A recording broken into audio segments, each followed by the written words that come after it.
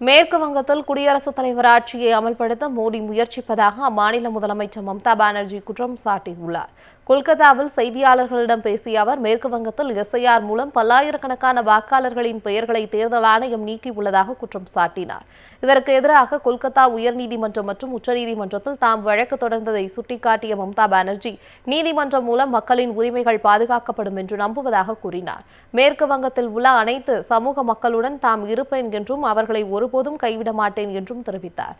மேற்கு வங்கத்தின் உரிமைகளை பறிக்கவிட மாட்டேன் என்றும் அநீதிக்கு எதிராக தொடர்ந்து போராடுவேன் என்றும் கூறியுள்ளார். தங்களிடம் இருக்கும் அதிகாரம் மூலம் மேற்கு வங்கத்தில் குடியரசுத் தலைவர் ஆட்சியை அமல்படுத்த மோடி அரசு முயற்சிப்பதாக குற்றம் சாட்டினார்.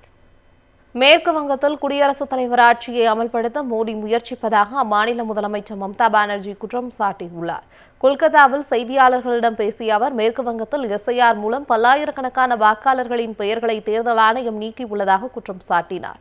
இதற்கு எதிராக கொல்கத்தா உயர்நீதிமன்றம் மற்றும் உச்சநீதிமன்றத்தில் தாம் வழக்கு தொடர்ந்ததை சுட்டிக்காட்டிய மம்தா பானர்ஜி, நீதிமன்றம் மூலம் மக்களின் உரிமைகள் பாதுகாக்கப்படும் என்று நம்புவதாக கூறினார். மேற்கு வங்கத்தில் உள்ள அனைத்து சமூக மக்களுடன் தாம் இருப்பேன் என்றும் அவர்களை ஒருபோதும் கைவிட மாட்டேன் என்றும் தெரிவித்தார்.